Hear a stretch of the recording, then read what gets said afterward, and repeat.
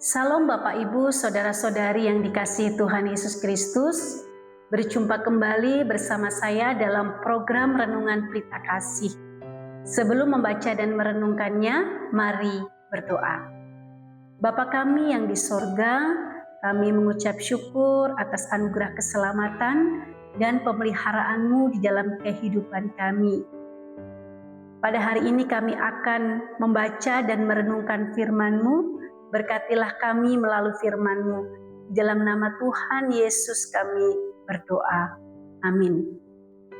Bapak Ibu Saudara-saudari yang dikasihi oleh Tuhan Yesus Kristus, bacaan Alkitab terdapat di dalam Injil Matius pasal 6 ayat 25 sampai 34. Namun saya akan membacakan ayat 33 sebagai ayat kunci dari perikop ini. Demikian firman Tuhan. Tetapi carilah dahulu kerajaan Allah dan kebenarannya, maka semuanya itu akan ditambahkan kepadamu. Tema perenungan kita pada hari ini adalah kekhawatiran. Banyak orang hidup dalam kekhawatiran karena ingin mengontrol apa yang tidak bisa dikontrol. Bapak Ibu Saudara-saudari yang dikasihi Tuhan Yesus Kristus, kita hidup di dalam dunia yang penuh dengan ketidakpastian. Maka di tengah dunia yang penuh dengan ketidakpastian membuat kita mudah untuk dikuasai kekhawatiran. Banyak alasan menjadi khawatir tentang masa depan, tentang pekerjaan, tentang keluarga, tentang ekonomi, atau tentang apapun yang belum tentu terjadi. Kekhawatiran menjadi bagian dari kehidupan pada masa modern.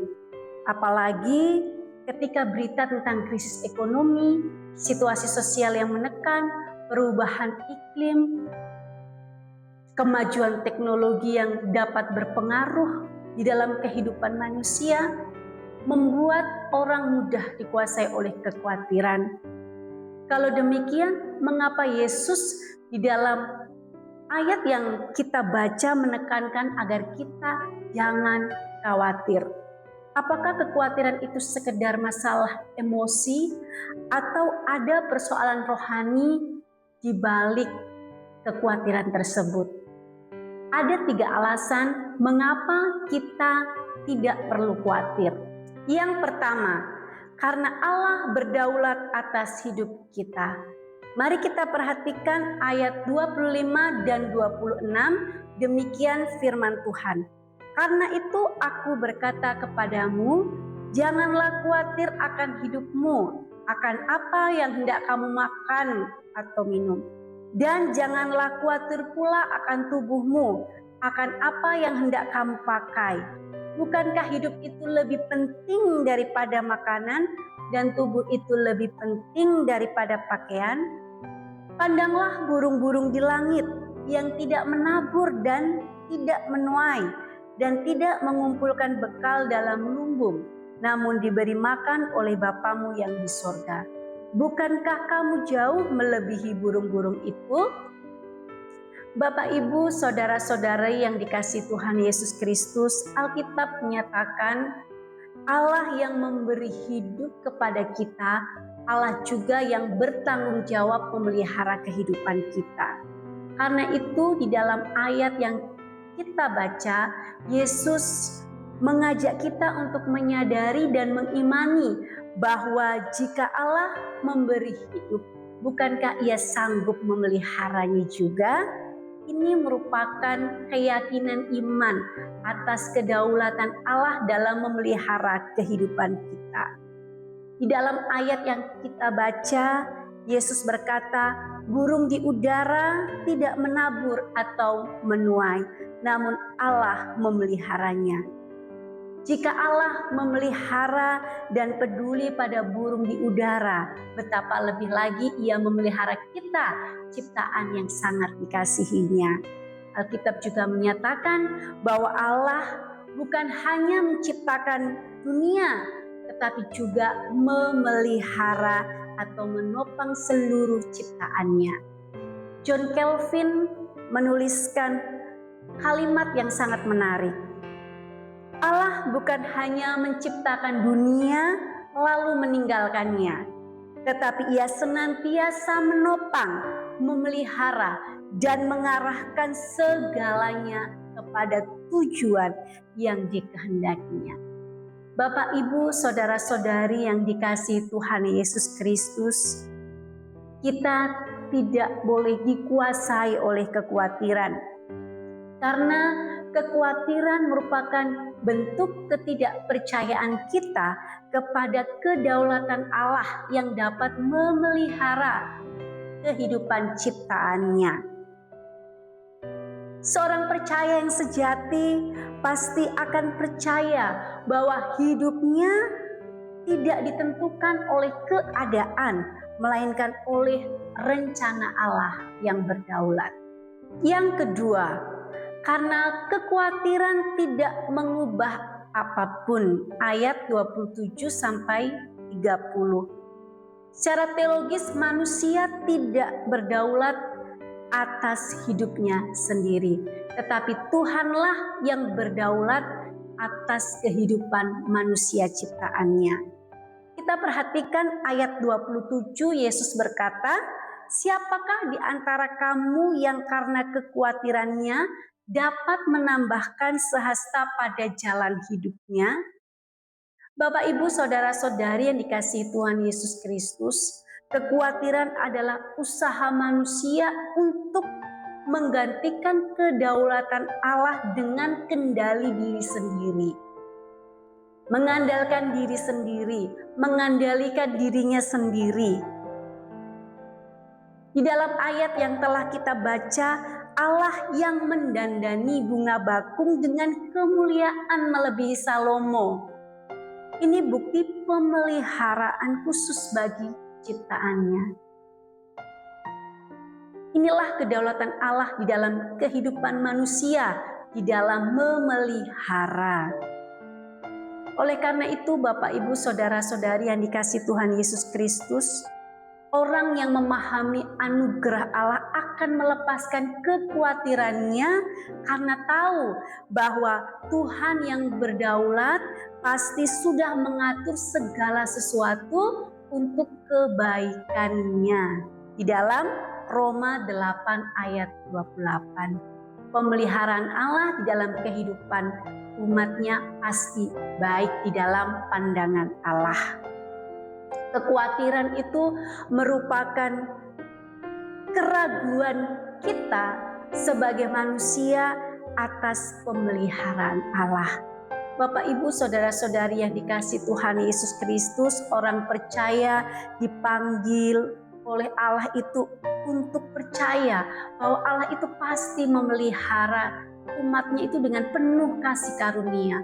Sebenarnya kita tidak layak memperolehnya, tetapi kasih karunia Allah itulah dasar Allah mengasihi umatnya, memelihara umatnya.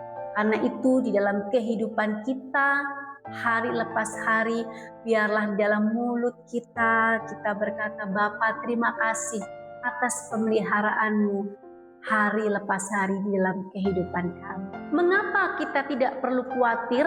Alasan yang ketiga adalah karena kita dipanggil untuk fokus pada kerajaan Allah dan kebenarannya. Demikian firman Tuhan. Tetapi carilah dahulu kerajaan Allah dan kebenarannya, maka semuanya akan ditambahkan kepadamu. Yesus mengajarkan satu prinsip utama. Kekhawatiran tidak dapat menguasai hati kita apabila hati kita berfokus kepada Allah dan kebenarannya. Bapak, Ibu, saudara-saudari yang dikasihi Tuhan Yesus Kristus, banyak orang menghabiskan energi untuk mencari keamanan hidup, mencari uang, mencari nama baik, mencari apapun yang menyenangkan kehidupannya, tetapi melupakan satu prinsip penting yang diajarkan Yesus, yaitu mencari Allah dan kehendak-Nya. Allah mengajarkan bahwa mencari Allah dan kehendak Tuhan itu menjadi prinsip yang penting, prioritas anak-anak Tuhan. Ketika kita menempatkan Tuhan di tempat pertama, Ia menempatkan segala sesuatu di tempat yang tepat. Di ayat yang ke-34 firman Tuhan, janganlah khawatir akan hari esok, karena hari esok mempunyai kesusahannya sendiri. Banyak hal yang dapat membuat kita menjadi khawatir, tetapi sebagai orang percaya kita dipanggil untuk hidup kita, kekhawatiran kita, ketakutan kita akan masa depan kita kepada Allah yang memelihara kehidupan kita. Dia yang pegang kehidupan kita. Dia yang pegang masa depan kita. Bapak, Ibu, saudara-saudara yang dikasihi Tuhan Yesus Kristus, Tuhan senantiasa menyediakan anugerah-Nya dalam kehidupan kita. Maka pada poin ketiga ini kita belajar agar kita memprioritaskan Tuhan dalam kehidupan kita. Setiap hari kita mencarinya dengan berdoa, membaca Alkitab, aktivitas kita apapun tidak menggantikan kerinduan kita untuk mencari Tuhan terlebih dahulu. Saat menghadapi keputusan yang penting, kita dapat bertanya, apakah ini memuliakan Allah? Dan biarlah kita menyerahkan hari esok kita kepada Tuhan. Hari esok kita tidak tahu. Inilah yang membuat manusia pada umumnya khawatir. Tetapi biarlah kita menyerahkan hari esok yang kita tidak tahu kepada Allah yang Maha Tahu, yang berdaulat, yang memelihara kehidupan kita. Bapak, Ibu, saudara-saudari yang dikasihi Tuhan Yesus Kristus, sebagai kesimpulan perenungan kita pada hari ini, Yesus tidak berkata bahwa hidup ini akan mudah. Namun Ia menjanjikan bahwa Bapa yang berdaulat pasti akan memelihara kita dalam segala keadaan. Oleh karena itu kita dipanggil untuk selalu percaya bahwa hidup kita diatur oleh Allah yang berdaulat. Kita juga percaya untuk selalu melihat kasih dan pemeliharaannya di dalam setiap hari di dalam kehidupan kita. Kita juga dipanggil untuk mencari kerajaan Allah dan kebenarannya. Biarlah Allah yang menjadi prioritas utama di dalam kehidupan kita. John Calvin menulis, hati yang sungguh mengenal Allah sebagai Bapa akan beristirahat dalam damai, bahkan di tengah badai yang besar. Biarlah perenungan firman Tuhan pada hari ini menjadi berkat bagi kita semua. Mari kita berdoa. Bapa kami yang di surga, terima kasih untuk firman Tuhan yang telah kami baca dan renungkan pada hari ini. Biarlah kami menghidupinya di dalam kehidupan kami, untuk kami tidak dikuasai oleh kekhawatiran. Di dalam nama Tuhan Yesus Kristus kami mengucap syukur untuk pemberitaan firman-Mu. Amin.